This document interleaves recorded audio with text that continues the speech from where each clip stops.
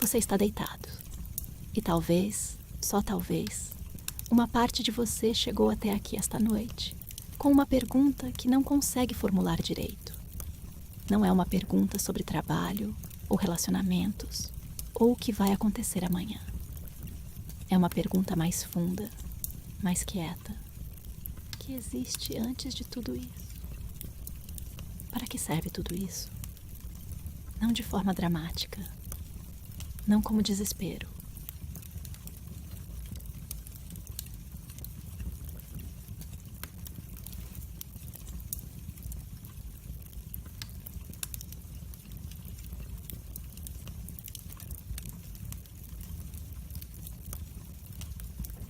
Mas como aquela sensação de que você passa os dias fazendo coisas, cumprindo etapas, acumulando experiências, e de vez em quando para e pensa: isso é o sentido?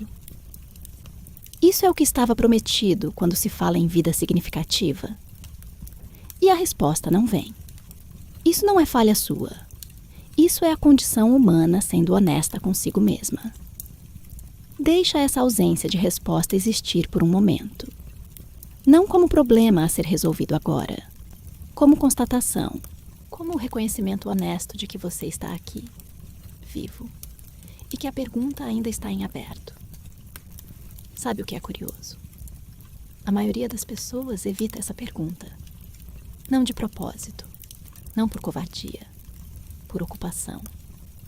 A vida é extraordinariamente boa em se preencher de urgências que funcionam como anestesia para as perguntas mais fundas. O telefone toca. O trabalho aparece. Há sempre alguma coisa que precisa ser feita agora, que pode esperar depois, que vai ser pensada quando houver tempo. E o tempo não aparece. Ou aparece em momentos como este, às 3 da manhã, ou às 11 da noite, ou em qualquer hora em que o barulho do dia finalmente baixa o suficiente para que a pergunta possa ser ouvida. Você a está ouvindo agora. Havia um homem que levou essa pergunta mais a sério do que quase qualquer outro no século XX. Seu nome era Albert Camus. Ele nasceu numa Argélia pobre, em 1913, numa família de trabalhadores.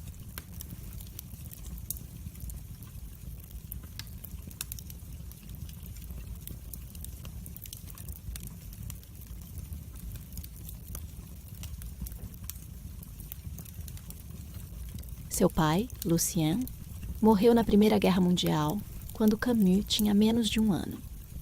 Sua mãe, Catherine, era parcialmente surda e quase analfabeta. Criou os filhos numa casa pequena em Belcourt, bairro operário de Argel, sem água quente, sem livros, sem o que a maioria das pessoas chamaria de condições adequadas para criar um futuro Nobel de literatura. Mas havia o sol. Havia o mar. Havia a luz mediterrânea, que Camus descreveria dezenas de vezes em seus textos como algo que ensinava, que formava, que era em si mesmo uma forma de filosofia. Ele não era um filósofo de Torre de Marfim. Era alguém que conhecia a vida de baixo para cima. E justamente por isso, sua pergunta sobre o sentido da vida não era acadêmica. Era urgente. Era pessoal. Era a mesma que você carrega esta noite. Você respira agora, devagar. Sente o ar entrando pelo nariz. Sente seu peito se expandindo. Sente como seu corpo, sem que você faça absolutamente nada, continua seu trabalho silencioso de existir. Seu coração bate.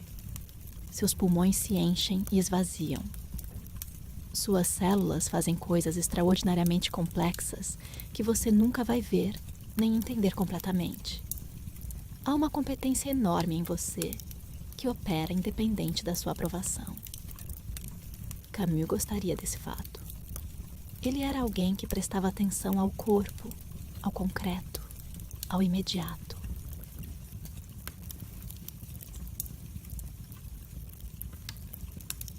Cresceu num lugar onde o corpo estava sempre presente. O calor, o mar para nadar, o sol que não deixava você esquecer que era físico, que era carne, que estava aqui no mundo de uma forma que não era apenas intelectual. Ele dizia que há uma alegria dionisíaca nos corpos que estão completamente presentes no mundo. Não orgulho, não vaidade. Alegria. A alegria simples de ser um corpo vivo num mundo que tem textura e temperatura e luz. Você sente seu próprio corpo agora. Onde está apoiado? A temperatura da sua pele. Se há tensão nos seus ombros, no seu pescoço, na sua mandíbula. Você pode soltar um pouco mais. Pode deixar que a gravidade faça seu trabalho e que seu corpo afunde mais fundo no que quer que esteja te sustentando. Não precisa segurar nada.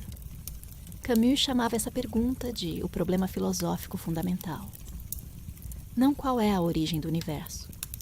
Não o que é a consciência. Não se Deus existe ou não. Mas isso, simples e impossível ao mesmo tempo. Vale a pena viver? E se vale, com base em quê? É uma pergunta que as tradições religiosas responderam durante milênios. Há um plano divino. Há uma alma imortal. Há um sentido transcendente que dá valor a cada momento de sofrimento e cada momento de alegria. O sofrimento forma. A alegria é a antecipação do paraíso. Tudo faz parte de algo maior que você não consegue ver completamente, mas que está lá. Camus não podia aceitar essa resposta. Não por arrogância, por honestidade. Ele olhava para o mundo como ele era, não como ele deveria ser de acordo com alguma narrativa reconfortante. E o que via não confirmava um plano divino. Via injustiça. Via crianças morrendo de doenças. Via guerras que destruíam o inocente com a mesma eficiência com que destruíam o culpado. Via o universo completamente indiferente às orações e aos desejos e às esperanças dos seres humanos. E via, ao mesmo tempo, uma beleza esmagadora. Via o sol sobre o Mediterrâneo. Via amizades que eram profundas e reais. Via a capacidade humana de criar arte de dentro de circunstâncias impossíveis. Via pessoas que se recusavam a ser cruéis quando a crueldade teria sido mais fácil. Esse era o paradoxo que o fascinava. Um mundo simultaneamente indiferente e belíssimo. Uma existência humana simultaneamente sem garantias e repleta de momentos que pareciam ter um valor que transcendia qualquer argumento filosófico contra eles. O que você faz com isso?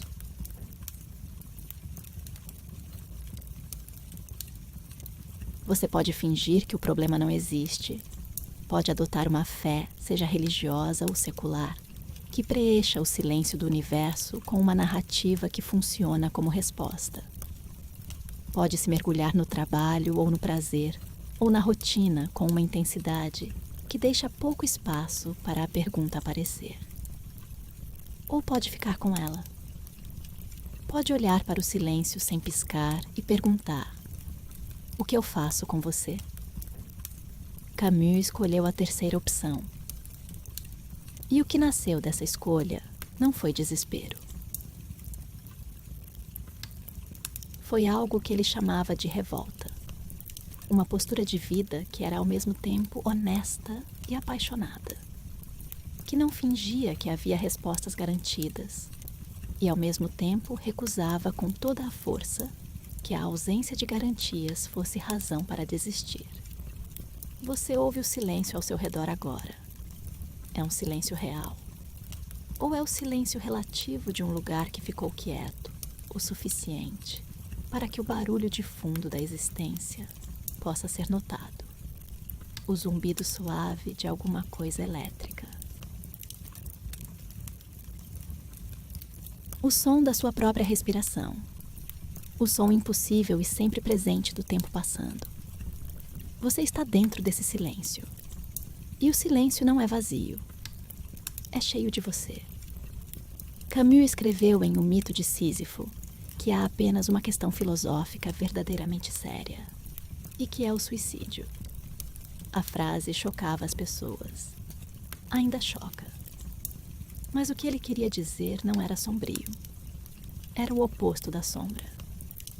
Ele estava dizendo que a única pergunta que realmente importa é: você escolhe estar aqui? Você escolhe continuar? Não como obrigação, não por medo, como escolha ativa, consciente, informada. E a resposta que ele desenvolveu ao longo de toda a sua vida e obra foi: sim, você escolhe. Não porque há garantias, não porque há um sentido esperando para ser descoberto como um tesouro num mapa, mas porque a própria revolta contra o absurdo, o próprio ato de continuar sem ilusões, com os olhos abertos, é uma forma de vida mais rica e mais honesta do que qualquer alternativa. Você ainda está respirando. Ainda está aqui. Esse é o começo de uma resposta. Vamos continuar juntos esta noite. Lentamente. Sem pressa. Porque a pergunta que você trouxe não precisa de resposta rápida. Precisa de espaço. Precisa de silêncio suficiente para que você consiga ouvir o que já sabe, mas que o barulho do dia não deixa chegar à superfície. O quarto ao seu redor é quieto agora.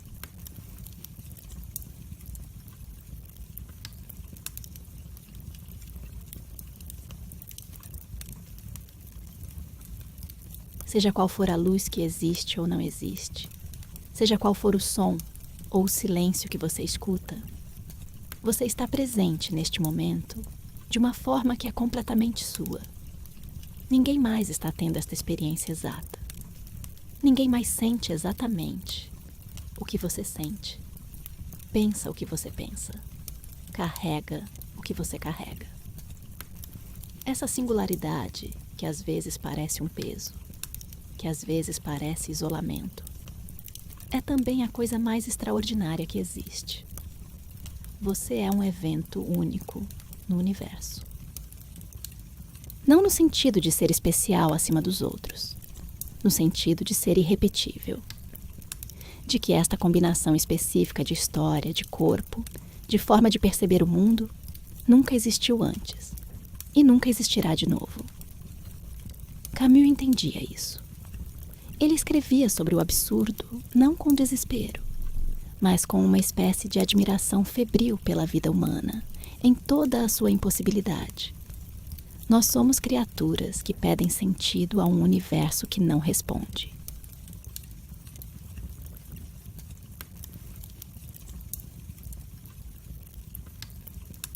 E nessa lacuna entre o que queremos e o que é possível, nasce algo que é especificamente humano. A capacidade de criar, de inventar significado onde ele não estava dado, de dizer, mesmo assim, mesmo sem garantias, mesmo sem respostas, mesmo com o silêncio, mesmo assim, sim. Você deixa isso pousar agora. Mesmo assim. É uma frase simples. É a frase mais corajosa que existe. E você já a disse mais vezes do que imagina. Toda vez que continuou, quando poderia ter parado. Toda vez que tentou de novo, depois de ter falhado. Toda vez que amou, sabendo que o amor não tem garantias. Toda vez que criou alguma coisa, sabendo que podia não ser boa o suficiente. Mesmo assim. Você a disse sem saber que era filosófico. Sem saber que era exatamente o que Camus chamava de revolta. Era. É. Você respira. O silêncio ao redor de você está cheio de possibilidade. Vamos descer. Deixa sua mente começar a derivar. Não force nada. Não tente segurar nenhum pensamento. Apenas deixa que as imagens venham como vêm quando você está no limiar do sono. Meio lógicas, meio estranhas, pertencentes a você, mas com uma qualidade diferente, mais fluida, menos controlada. Imagine um mar. Não precisa ser um mar que você conheceu. Pode ser qualquer mar, qualquer praia, qualquer ponto onde a água encontra a areia e as ondas chegam e vão com uma regularidade que parece mecânica, mas que tem uma beleza que vai além de qualquer mecânica.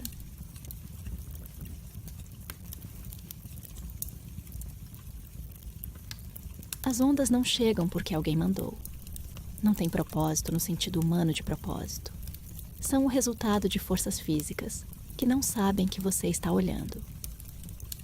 E mesmo assim, há algo nelas que é perfeitamente satisfatório de observar. Que não precisa de justificativa. Que existe e é suficiente. Camus cresceu perto do mar.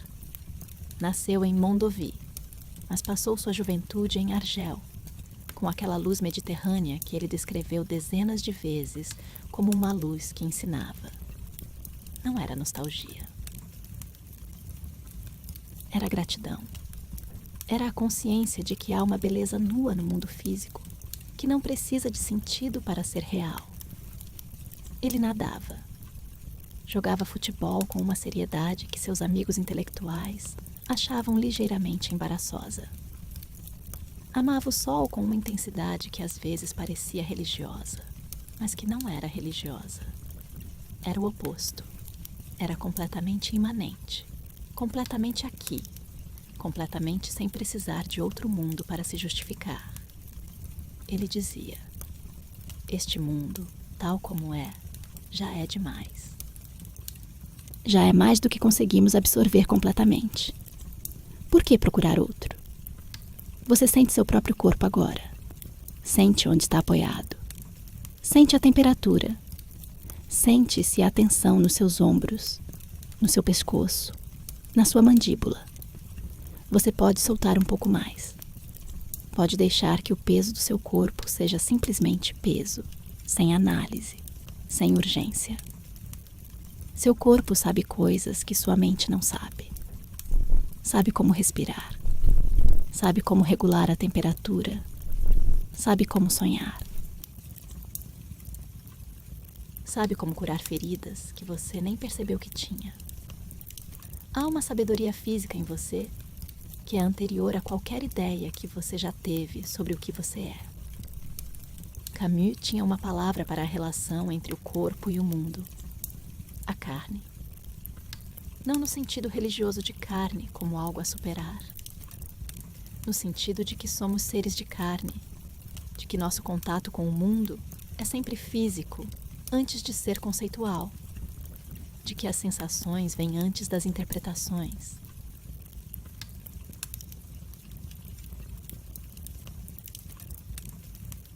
O calor do sol na pele antes de saber que é belo.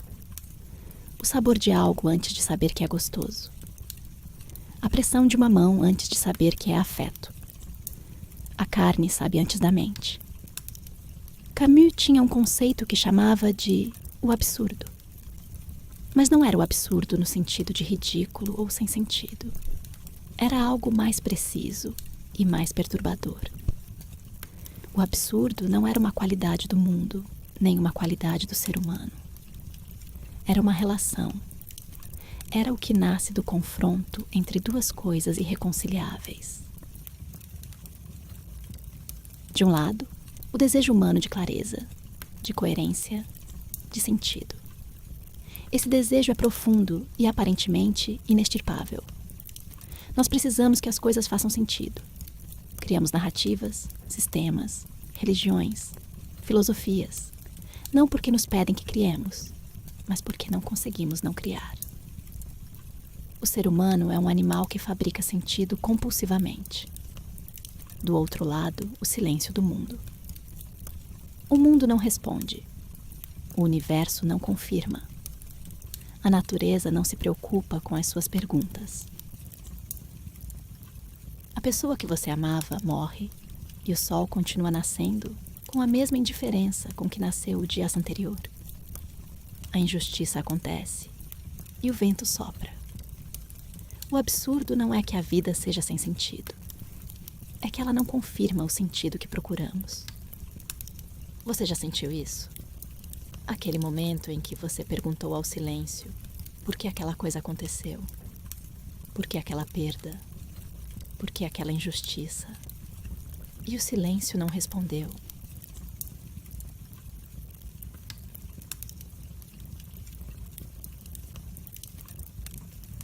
Aquele momento em que você esperava que as coisas fizessem sentido, de acordo com alguma lógica de merecer ou não merecer, e elas simplesmente não seguiam essa lógica. Isso é o absurdo de Camus. E ele não queria que você fugisse disso. Não queria que você se anestesiasse. Não queria que você adotasse uma fé que preenchesse o silêncio com ruído confortável.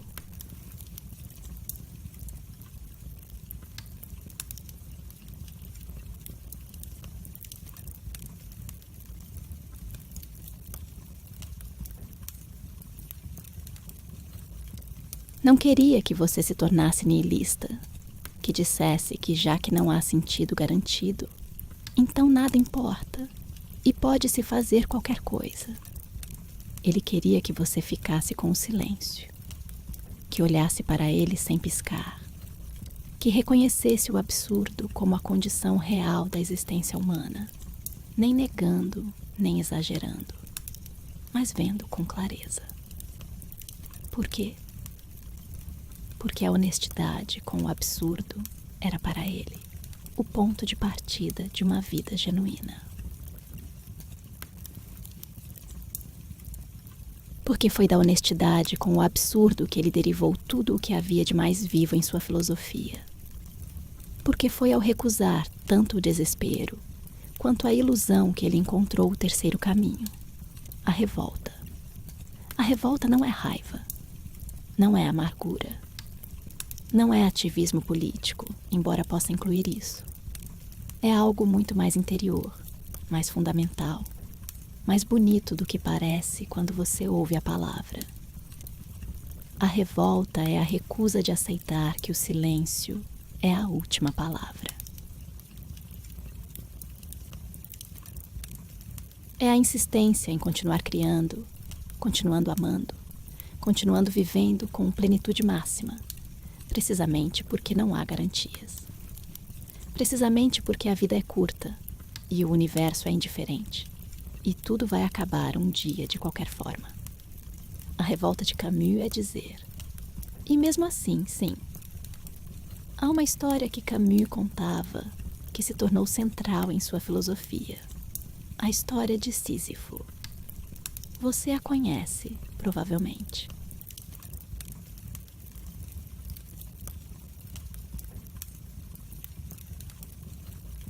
Sísifo foi condenado pelos deuses a empurrar uma pedra enorme para o alto de uma montanha. E toda vez que chegava ao topo, a pedra rolava de volta para o fundo. E ele tinha que começar de novo. Para sempre. Sem fim. Sem variação. Sem progresso. Os gregos usavam essa história como símbolo de punição máxima. O castigo de um labor eterno e inútil. Camus a usou de forma radicalmente diferente. Ele não perguntou, por que Sísifo merece ser punido? Perguntou, como Sísifo experimenta a sua condição? E a resposta que ele deu surpreende. Ele disse que devemos imaginar Sísifo feliz. Não resignado, não anestesiado, não fingindo que está bem. Feliz. Por quê? Porque Sísifo conhece completamente sua condição. Não tem ilusões. Sabe que a pedra vai rolar de volta. Sabe que não há topo permanente. Sabe que o labor é eterno. E nesse conhecimento completo, nessa lucidez total sobre sua situação, há algo que lhe pertence inteiramente. A pedra é sua. O trabalho é seu. A montanha é sua. Sísifo não está vivendo a vida de outra pessoa. Não está esperando que algo mude para começar a viver de verdade. Está completamente dentro da sua condição. E essa presença completa é uma forma de liberdade que os deuses, com toda a sua crueldade, não conseguiram lhe tirar. E há o momento da descida. Camus chamava isso de o momento mais importante,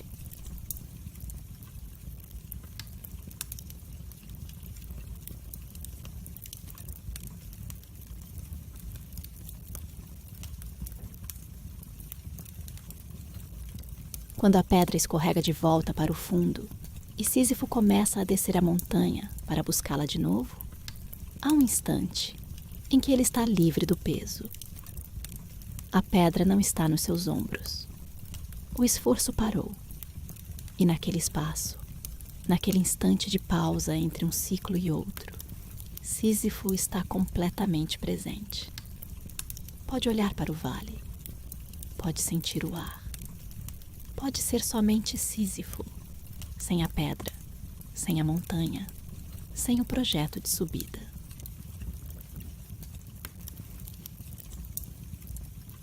E é nesse momento que Camus diz que a felicidade de Sísifo é mais visível.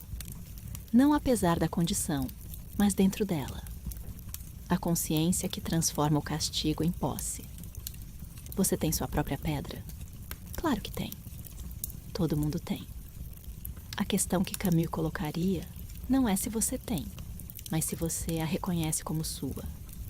Se você consegue, nos seus momentos de pausa entre os esforços, sentir aquela liberdade específica, que é a liberdade de quem conhece completamente a sua situação. Não a liberdade de quem não tem problemas. A liberdade de quem não tem ilusões sobre os seus. Essa é uma liberdade mais sólida.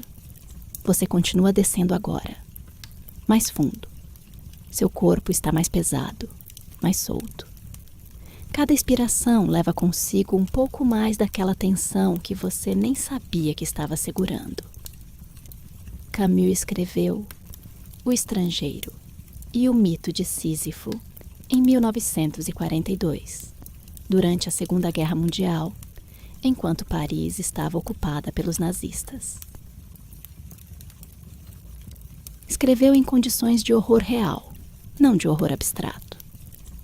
Escreveu como alguém que sabia que pessoas ao redor dele estavam sendo mortas por suas ideias, por sua origem, por sua simples existência.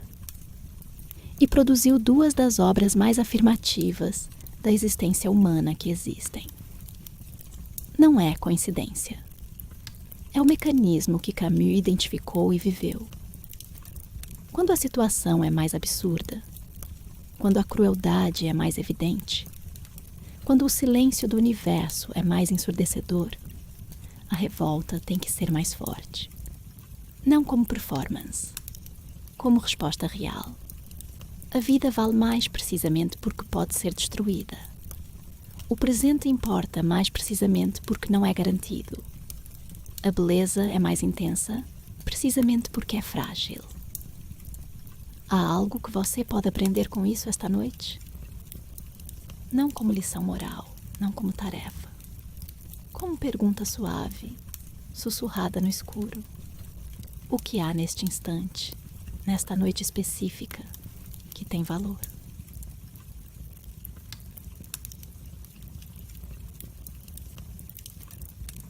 Não valor eterno, não valor garantido pelo universo ou por Deus, ou por qualquer sistema.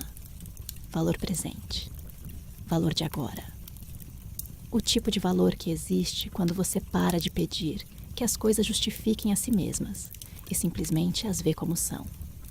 Talvez seja só isso, que você está deitado, que está respirando, que chegou até aqui mais um dia, que há quietude ao redor de você, neste momento, mesmo que haja barulho mais tarde, ou tenha havido barulho antes. Isso não é pouco. Camus diria que é tudo. Você continua afundando no descanso. O mar que você imaginou no começo ainda está lá, com aquele ritmo de ondas que não precisa de explicação, que não tem propósito além de existir, que é completo em si mesmo. Você pode ser assim também, por esta noite. Completo em si mesmo, sem justificativa, apenas aqui. Camus tinha um amigo, Jean Grenier, que foi seu professor e mentor desde os primeiros anos do liceu em Argel. Grenier via algo em Camus antes que o próprio Camus pudesse nomear. Via a intensidade, a inteligência, A capacidade de ficar com questões difíceis, sem precisar resolvê-las prematuramente. Grenier dizia que a melhor educação que um jovem podia receber não era um conjunto de respostas, mas a habilidade de conviver com perguntas que não têm resposta.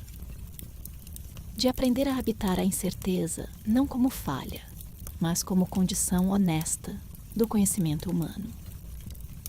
Camus absorveu isso profundamente e passou a vida ensinando, através de sua obra, a mesma coisa.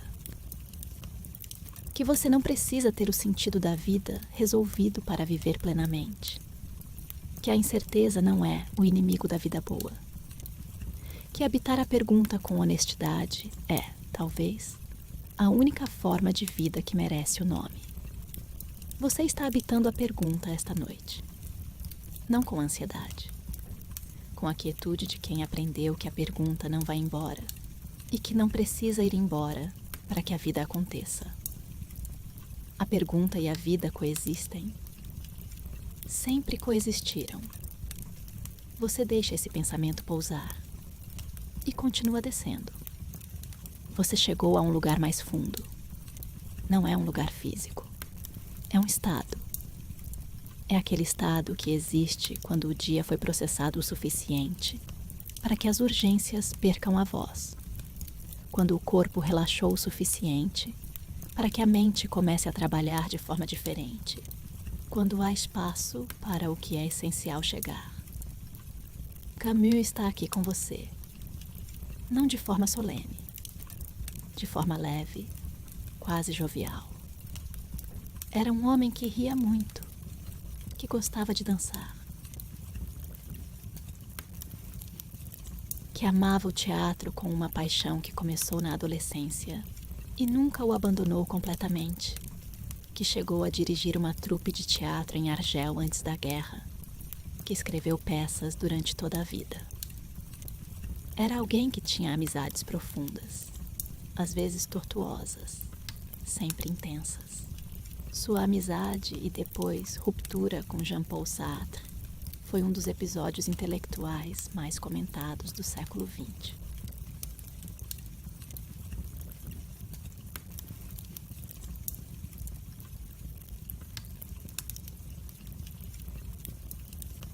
Não porque fossem rivais vulgares, mas porque eram amigos reais que chegaram a conclusões genuinamente diferentes sobre como a inteligência deveria se relacionar com a política e com a violência. Era alguém que tinha amores intensos, que errou em relacionamentos, que foi amado e não correspondeu, e correspondeu e não foi amado, que viveu a vida afetiva com toda a complexidade e bagunça que isso implica. Era, em resumo, um homem, não um santo, não um guru.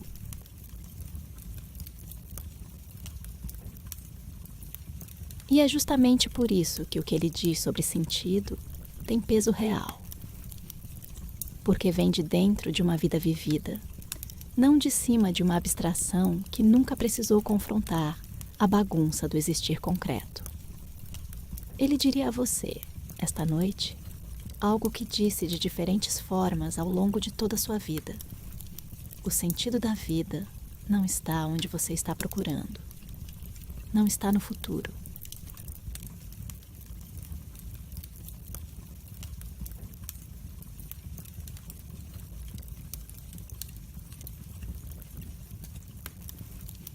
Não está na realização do projeto grande, da conquista definitiva, do ponto em que você finalmente chegará e poderá dizer: pronto, agora faz sentido.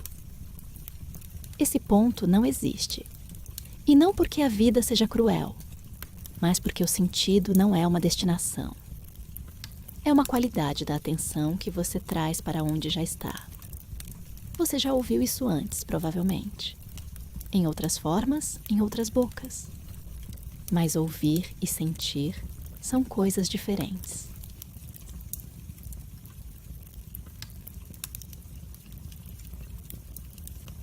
Esta noite, aqui, com seu corpo relaxando e sua mente amolecendo nas bordas, talvez você consiga, Não apenas ouvir, mas sentir. O que seria estar completamente presente neste momento? Não como técnica de meditação ou como exercício prescrito, como pergunta genuína de alguém que acredita que você é capaz de uma presença mais intensa do que a que normalmente acontece.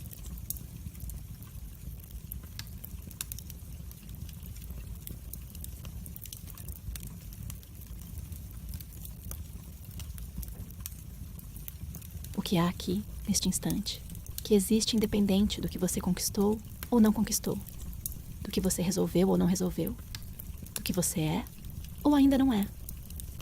A você, a sua respiração, ao peso do seu corpo, à temperatura do ar, aos sons, quaisquer que sejam, à textura do que você está encostado, ao escuro por trás das suas pálpebras, que é uma coisa estranha e bonita, se você prestar atenção, que não é vazio, mas uma riqueza de sensações sutis, que a visão normalmente domina.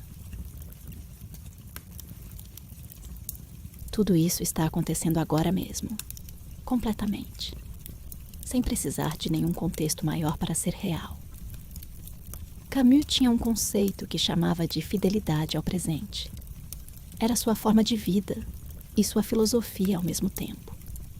A ideia de que a única resposta honesta ao absurdo, ao silêncio do universo, não é encontrar um sentido eterno e transcendente que justifique tudo, mas mergulhar completamente no momento presente, com toda a sua capacidade de atenção, de prazer, de afeto, de criação.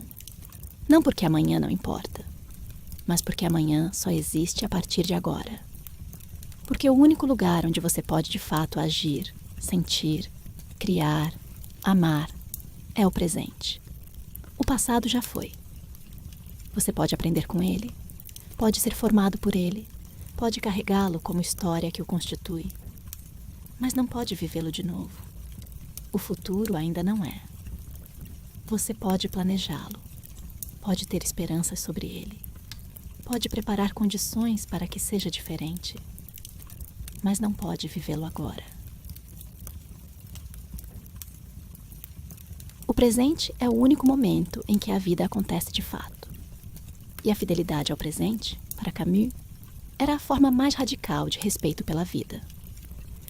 Era dizer, este momento, este específico, com suas limitações e sua beleza, e seu peso e sua leveza, este momento merece minha atenção completa. Você pensa nas pessoas que importam para você, não com angústia, não com saudade aguda que dói. Apenas deixa os rostos ou as sensações virem, com aquela quietude que o estado de quase sono permite, com aquela suavidade de imagens que não são urgentes, que existem porque você as quer, que ficam o tempo que quiserem. Camus acreditava que o amor e a amizade e a solidariedade humana eram as respostas mais verdadeiras ao absurdo. Não porque resolviam a questão do sentido. Não porque preenchiam o silêncio do universo com ruído, mas porque eram o sentido em ação. Porque quando você ama alguém de verdade, você não está perguntando para que serve esse amor. Você está dentro dele, completamente. Sem filosofia, sem sistema, sem precisar de justificativa.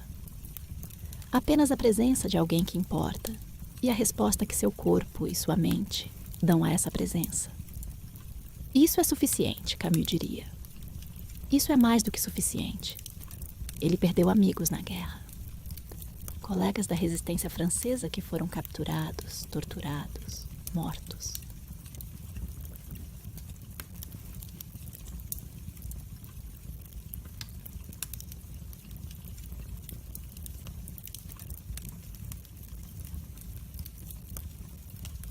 Escreveu sobre a perda com uma honestidade que não usava o luto como ornamento, que não transformava a morte em argumento filosófico, que simplesmente reconhecia.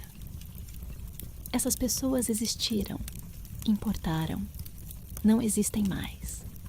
E isso é uma perda real que não tem como ser consolada filosoficamente. E continuou. Continuou escrevendo. Continuando amando. Continuando acreditando que a resistência à crueldade, mesmo sem garantias de vitória, era o único ato digno que um ser humano podia fazer. A Peste é talvez o melhor exemplo disso. É um livro sobre a cidade de Oran, sitiada por uma epidemia de peste bubônica. Sobre pessoas que ficam quando poderiam fugir. Sobre médicos que continuam tratando doentes, sabendo que podem ser infectados. Sobre um padre que perde a fé diante do sofrimento de uma criança e que continua exercendo seu ministério de cuidado, mesmo sem a fé que o justificava.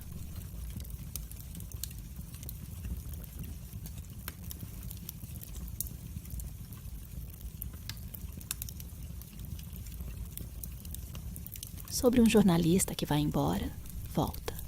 E ao voltar não consegue explicar racionalmente por que voltou. A solidariedade não é racional em Camus. Não é o resultado de um cálculo de utilidade. É mais primitiva, mais irredutível do que qualquer cálculo. É a resposta que alguns corpos dão à presença do sofrimento de outros corpos. Uma resposta que não passa pela cabeça, que existe antes de qualquer justificativa. O personagem central, o Dr. Hugh, não é um herói.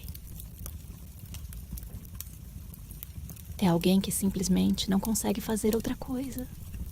Que não consegue virar as costas para o sofrimento quando tem instrumentos para ajudar. Não porque crê que vai ganhar. Não porque está construindo um legado. Porque é o que há para fazer agora, com o que tem, nas condições que existem.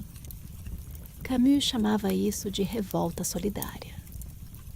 A revolta que não é individual, que não é egoísta, que reconhece que o absurdo é uma condição compartilhada e que a resposta também precisa ser compartilhada.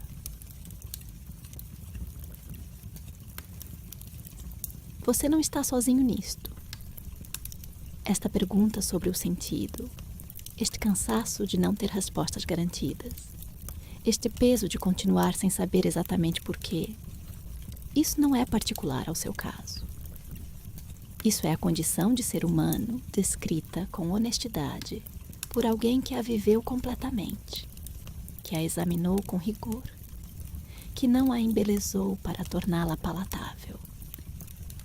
E a companhia não resolve o absurdo, mas transforma a experiência de carregá-lo.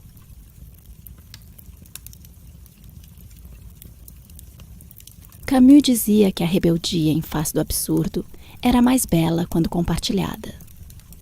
Que havia algo na solidariedade humana que era em si mesma uma forma de criar sentido. Que quando duas pessoas olham juntas para o mesmo abismo sem ilusões, o abismo não fica menor, mas algo muda na forma de olhar. Você pensa em quem olhou para seu abismo com você. Não precisa de nomes. Não precisa ser uma lista. Só a sensação de ter sido visto por alguém.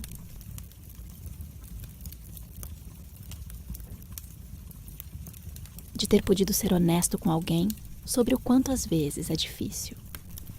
De ter recebido presença sem julgamento, atenção sem conserto, companhia sem solução.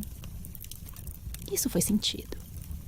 Isso foi um momento em que o sentido não precisou ser explicado, porque estava em curso, acontecendo, presente. Camus também falava sobre o que chamava de inocência. Não ingenuidade, não ignorância.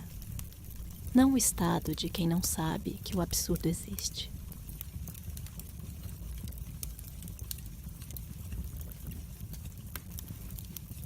Mas algo mais específico. Uma forma de olhar para o mundo que consegue ver as coisas como são, sem o filtro pesado das expectativas e dos conceitos e das narrativas que aprendemos ao longo da vida. Quando você era criança, e olhava para uma coisa pela primeira vez, antes de aprender o nome dela, antes de saber a categoria a que pertencia, antes de ter uma opinião formada sobre ela, havia um instante de percepção pura. A coisa apenas era. Você apenas a via.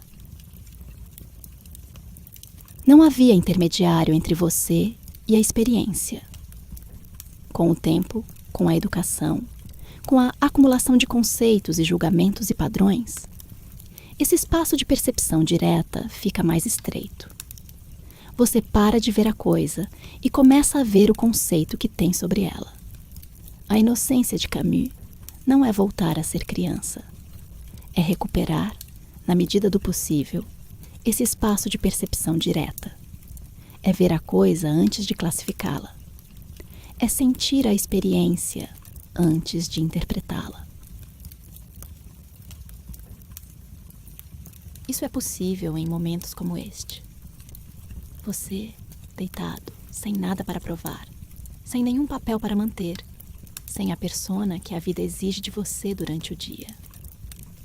Apenas você, com seus pensamentos dissolvendo, com seu corpo pesado e solto, com a escuridão quieta ao redor. O que você percebe quando não está tentando perceber nada específico? Deixa essa pergunta existir sem precisar de resposta.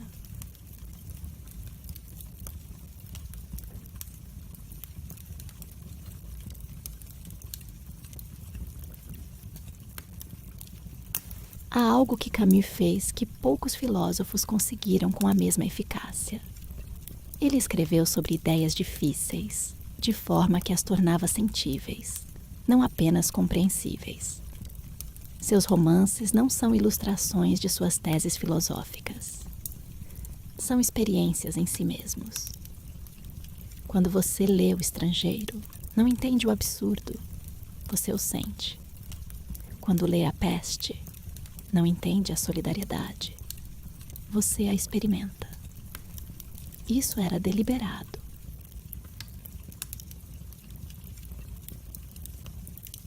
Camus acreditava que a filosofia que não chegava ao corpo era filosofia incompleta.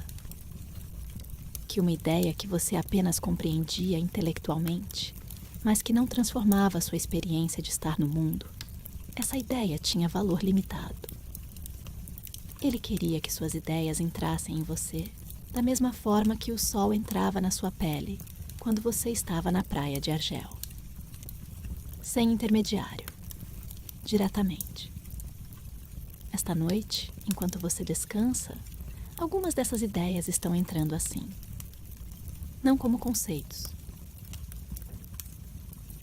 Como sensações. A sensação de que o presente é suficiente. A sensação de que o silêncio do universo não é uma condenação. A sensação de que continuar, mesmo sem garantias, mesmo com o absurdo completamente visível, é um ato de uma beleza específica que não tem equivalente. Você está nesse estado agora, de percepção antes da interpretação, de sentir antes de nomear.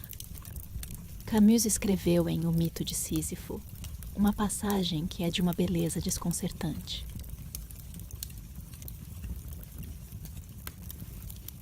Ele descreve o homem que acaba de se levantar de manhã e que, no momento em que segue a rotina com gestos mecânicos, de repente percebe a sequência dos seus dias e a pergunta: para quê?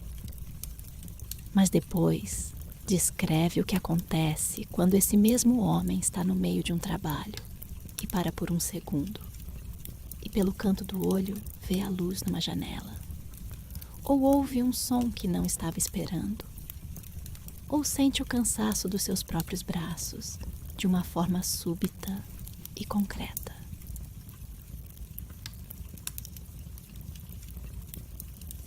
Nesses momentos, diz Camus, o mundo começa a falar, não com palavras, com presença.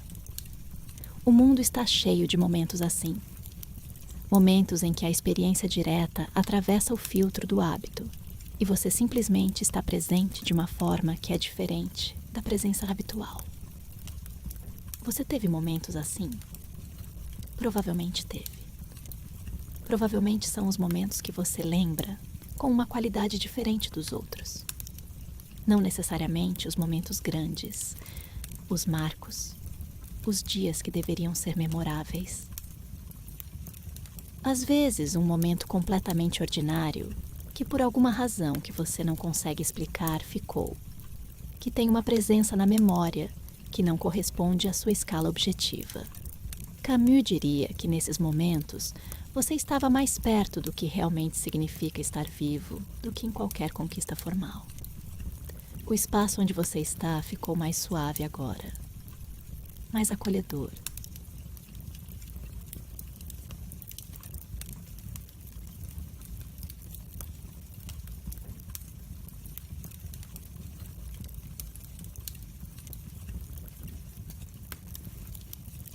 Não porque mudou alguma coisa no mundo físico, mas porque você entrou mais fundo em si mesmo. E lá dentro é sempre mais quente do que parece lá de fora. Você pode ficar aqui por um tempo. Não há urgência. O sentido não vai embora se você descansar. Na verdade, talvez só apareça quando você descansar. Você está mais profundo agora.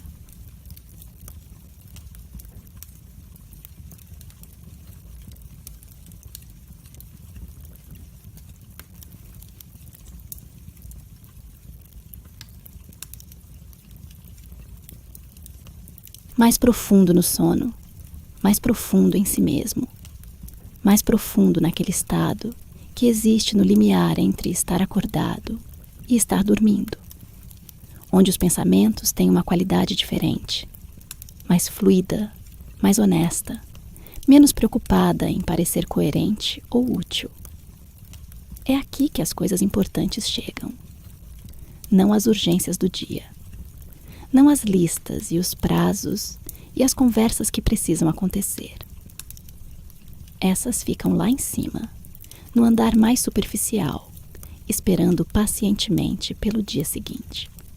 Aqui chegam as coisas que têm mais espessura, as percepções sobre o que realmente importa, as intuições sobre o que está errado e o que poderia ser diferente, as faíscas de algo que parece genuíno, que parece mais você do que a versão que você apresenta ao mundo durante o dia. Camus continua aqui. Mas agora ele não está falando sobre absurdo, nem sobre revolta abstrata. Está falando sobre criação.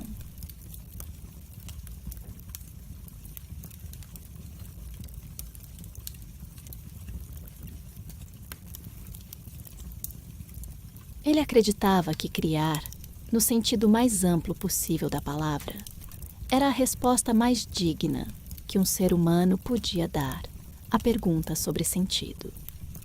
Não criar para a eternidade. Não criar para a aprovação do mundo. Não criar para resolver o problema do absurdo, como se a criação fosse uma solução lógica. Mas criar como ato em si mesmo. Como a afirmação mais radical de que você está aqui e que você tem algo a dizer sobre estar aqui.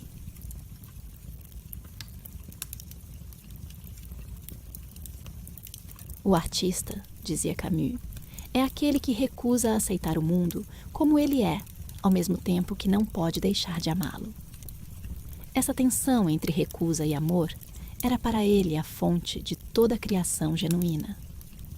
O artista que apenas aceita o mundo produz propaganda. O artista que apenas recusa produz niilismo. O que cria de verdade é aquele que consegue manter as duas coisas ao mesmo tempo: o amor pelo mundo e a recusa de aceitar que é tudo o que poderia ser. Qual é a sua forma de criar? Não precisa ser arte no sentido convencional. Não precisa ser algo que vai para uma galeria, ou para um livro, ou para uma exposição. Pode ser como você resolve um problema que ninguém havia resolvido exatamente assim antes. Como você conta uma história. Como você cozinha para alguém que ama com uma atenção que vai além do nutritivo. Como você escuta com uma presença que transforma quem está sendo escutado. Como você encontra beleza em lugares onde outras pessoas não pausam para olhar?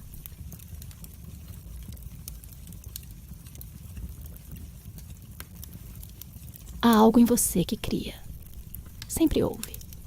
Às vezes fica abafado debaixo das urgências e das obrigações e do cansaço de que esta noite é feita. Mas está lá, insistente, esperando. Camus escreveu sua primeira obra importante com tuberculose.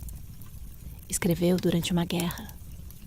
Escreveu enquanto debatia publicamente com os maiores intelectuais de sua época e sofria as consequências de dizer coisas que eram impopulares, que iam contra o consenso de seu círculo, que o custaram amizades que importavam. A ruptura com Sartre foi particularmente dolorosa. Sartre e Camus eram, em muitos sentidos, os dois polos da intelectualidade francesa do pós-guerra. Suas diferenças sobre como o intelectual deve se relacionar com a violência política não eram meramente acadêmicas. Eram diferenças que tinham consequências reais para como você vivia, para o que você endossava, para o que você silenciava. Camus recusava endossar a violência, mesmo em nome de causas que considerava justas. Sartre argumentava que, em certas circunstâncias históricas, a violência era necessária e que intelectuais que recusavam reconhecer isso eram cúmplices passivos da opressão. A discussão foi pública, acirrada, deixou feridas. E Camus continuou escrevendo. Continuou criando. Não porque havia resolvido a questão, ou porque a dor da ruptura havia passado, mas porque não criar era para ele uma forma de morte em vida que nenhuma circunstância justificava. Ele dizia: não há alternativa. O artista, e por artista, ele queria dizer qualquer pessoa que se recusa a viver de forma não examinada, não pode deixar de criar. Porque criar é a forma que ele tem de dizer: eu estive aqui. Eu vi isso. Eu senti isso. Vale a pena tentar dar a isso uma forma. Você tem coisas não ditas? Provavelmente tem. Quase todo mundo tem.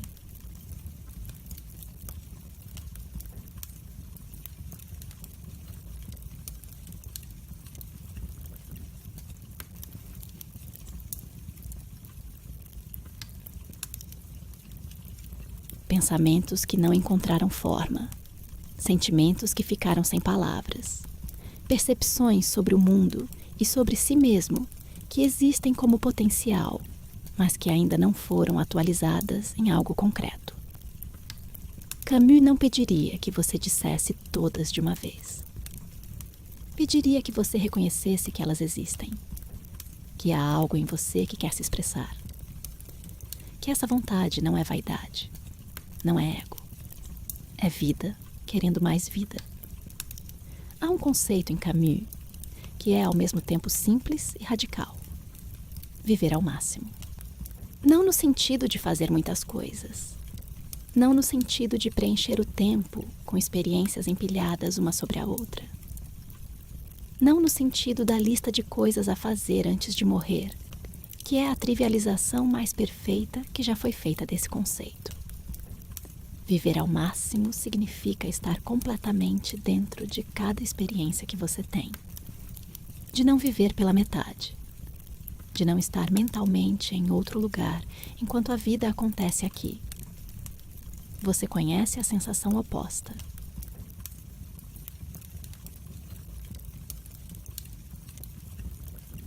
A sensação de estar numa conversa e estar pensando em outra coisa. De estar num lugar bonito e estar preocupado com algo que aconteceu antes ou que vai acontecer depois. De estar com alguém que você ama e estar distraído, presente apenas fisicamente, ausente do que importa. Isso é o que Camus chamava de vida burguesa, não no sentido econômico, mas no sentido filosófico.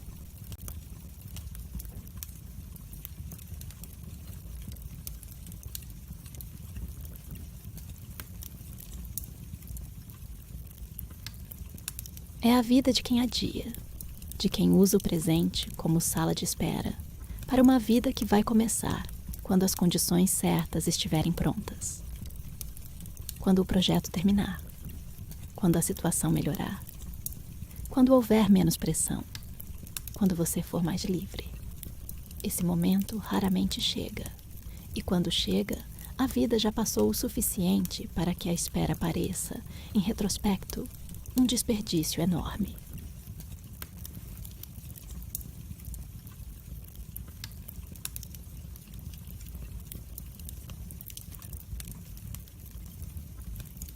Meursault, o personagem de O Estrangeiro, é paradoxalmente o personagem mais presente de toda a obra de Camus. Ele é estranho socialmente, porque sente as coisas de forma direta, sem o filtro das convenções.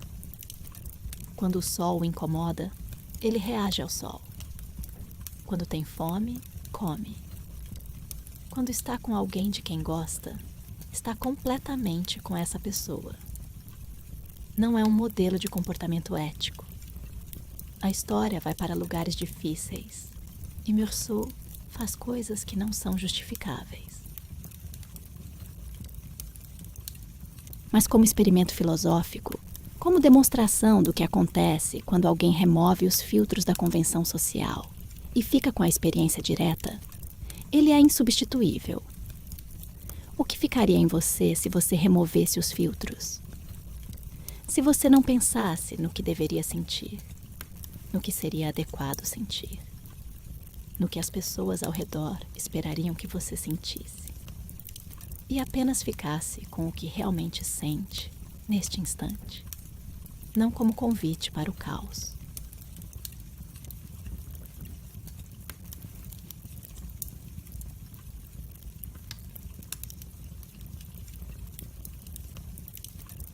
Como pergunta filosófica genuína sobre a distância entre a sua experiência real e a experiência que você apresenta ao mundo. Às vezes essa distância é grande. Às vezes você está sentindo uma coisa completamente diferente do que está demonstrando. Às vezes o que está acontecendo internamente tem pouca relação com o que acontece externamente. E isso não é necessariamente errado. É parte de viver em sociedade. É o custo da vida em comum. Mas é útil saber qual é a distância. Camus queria que as pessoas soubessem. Não para eliminar a distância completamente, para honrá-la. Para saber que ela existe, para não confundir a persona com a pessoa. Para ter pelo menos um espaço, pelo menos uma hora do dia, onde a distância pode descansar e você pode ser simplesmente o que é. Esta noite é esse espaço. Esta hora é essa hora. Você vê uma imagem agora. É uma imagem de você fazendo algo que você ama, ou amou, ou poderia amar. Não uma versão perfeita de você. Não você em algum momento futuro, idealizado, onde tudo está resolvido. E a vida finalmente faz sentido. Você agora, com as limitações que tem, com o cansaço que tem, com a história que tem, fazendo essa coisa, completamente dentro dela. Como se sente essa versão de você? Há uma qualidade de presença que é diferente da presença tensa do dia a dia. É o tipo de presença que só vem quando você está fazendo algo que é genuinamente seu, quando não há performance, quando não há audiência imaginária, quando você está fazendo aquilo simplesmente porque é o que há para fazer agora. Camus diria que é assim que parece a revolta bem-sucedida.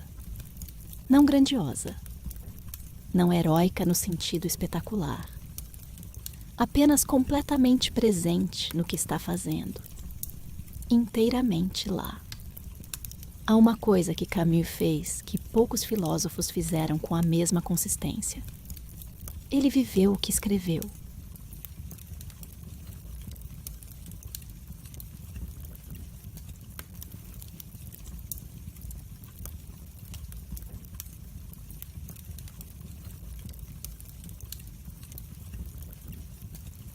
Não perfeitamente, não sem contradições, não sem os deslizes humanos que qualquer vida real contém, mas com uma honestidade que era reconhecível por quem o conhecia.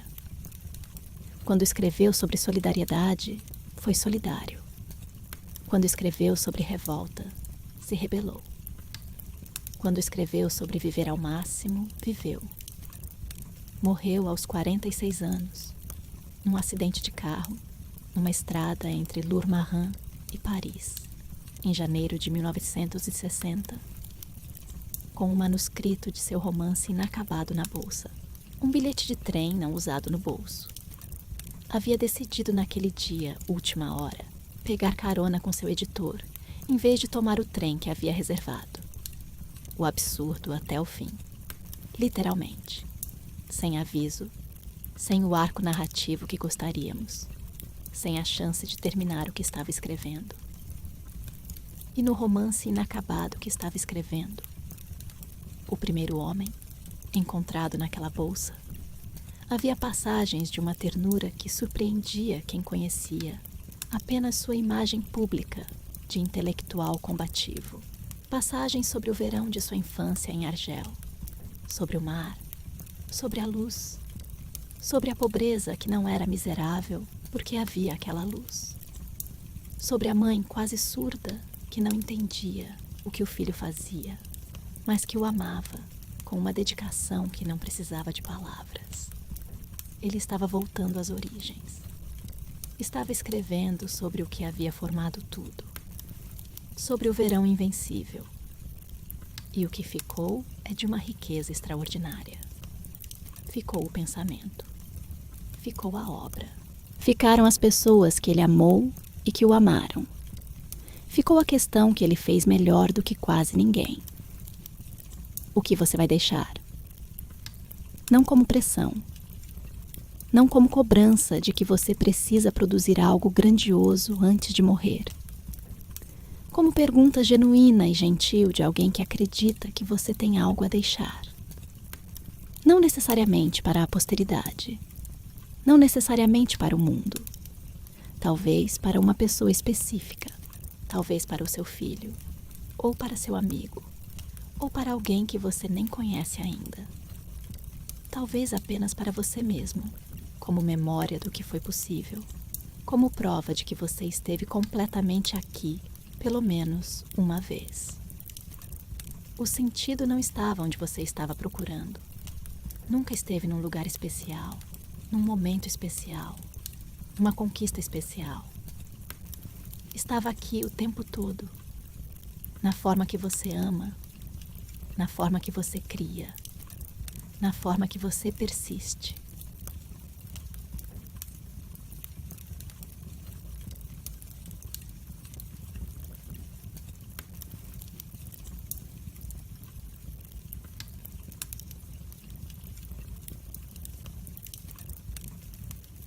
No fato de que você ainda está aqui, nesta noite, com todas as suas dúvidas e cansaços, e perguntas sem resposta, e que essa insistência em continuar, mesmo sem certezas, é o ato mais filosófico que existe. Camus teria dito isso a você sem hesitar. Descanse com isso. Deixa que essa ideia faça seu trabalho enquanto você dorme. Você está quase lá.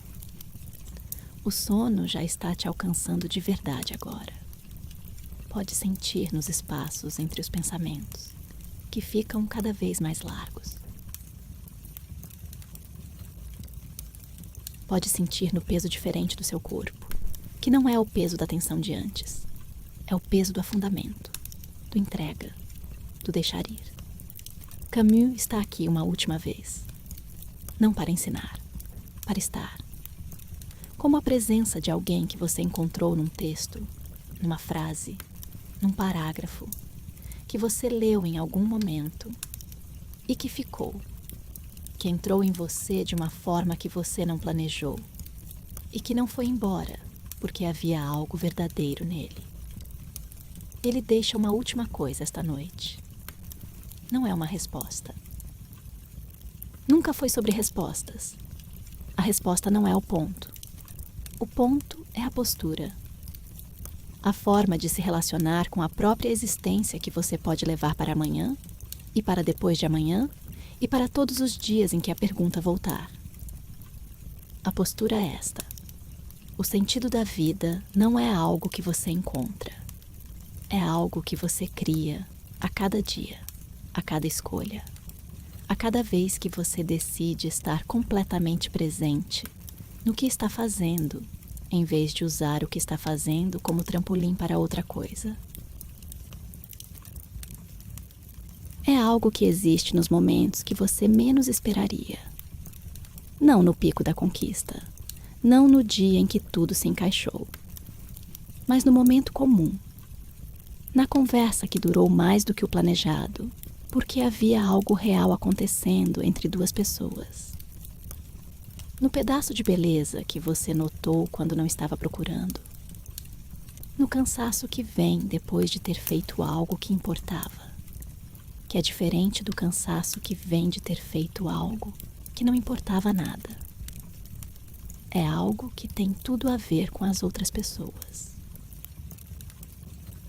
Com a forma que você consegue ser honesto com elas, de estar presente para elas, de reconhecer nelas a mesma condição absurda que você carrega e de continuar juntos, sem precisar fingir que é mais simples do que é. Você já fez isso, mais vezes do que imagina. Camus escreveu numa carta que no meio do inverno finalmente havia aprendido que havia dentro de si um verão invencível. Essa frase ficou. Atravessou décadas, idiomas, contextos. Chegou até você esta noite. Não é sobre otimismo barato. Não é sobre a crença de que tudo vai ficar bem de uma forma que esvazie o peso real do que você está vivendo. Não é sobre negar o inverno. É sobre a descoberta de que há algo em você que persiste, que sobreviveu a tudo que tentou apagá-lo, que está aqui agora, nesta noite, neste corpo que respira, nesta mente que pergunta. Você tem um verão dentro de si, no meio de qualquer inverno que esteja vivendo agora. E o verão não é a ausência de frio. Não é a promessa de que o frio vai passar logo. É uma qualidade de calor que coexiste com o frio. Uma capacidade de criar luz onde não há luz garantida. Uma insistência em florescer, mesmo em condições que não foram projetadas para o florescimento. Isso é você. Não quando está bem. Não quando as condições são favoráveis. É você quando está com dificuldades. Quando carrega o peso sem saber para onde vai. Quando continua sem garantias. Quando diz sim à vida, sem que a vida tenha prometido nada em troca.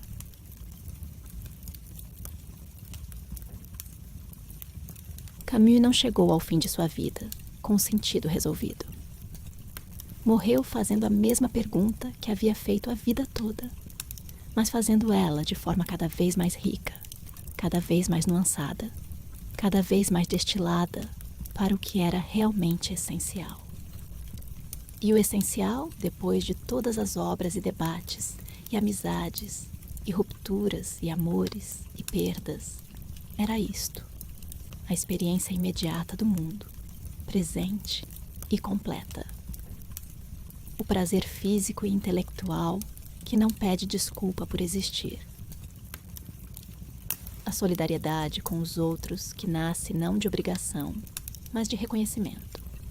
A criação como resposta ao absurdo, como forma de dizer: estive aqui, vi isto, tentei dar a isso uma forma.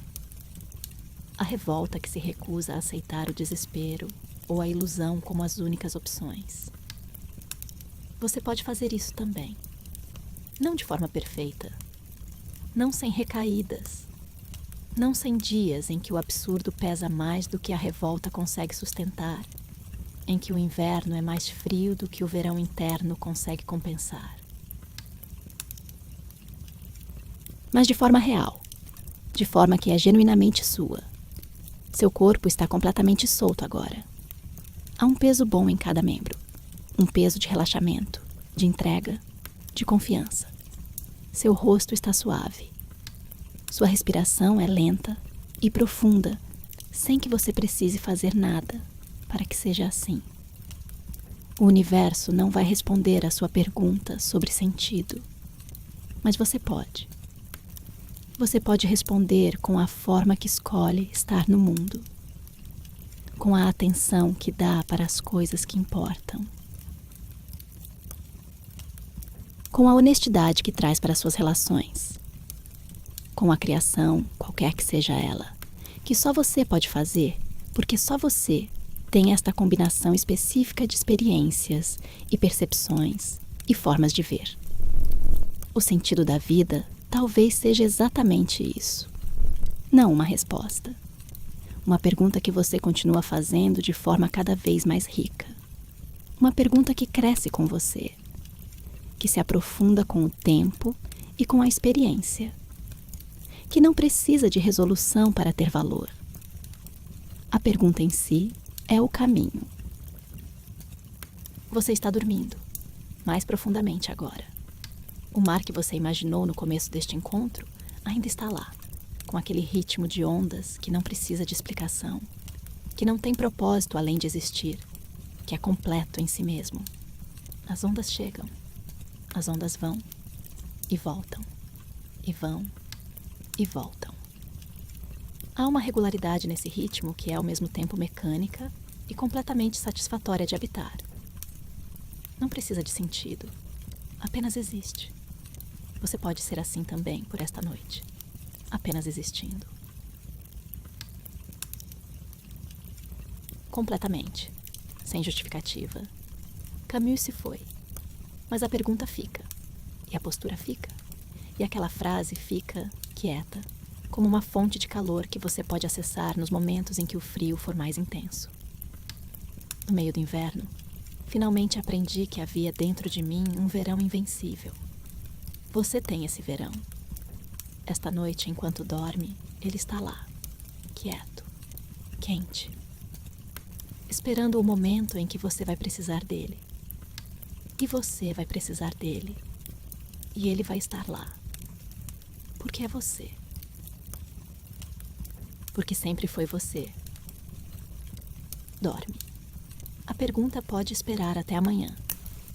E amanhã ela estará mais rica do que hoje. Porque você dormiu com ela.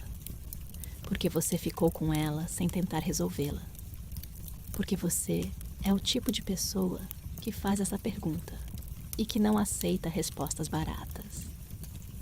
Isso por si só já é uma forma de sentido. Dorme. O verão está dentro de você. Invencível. Dorme.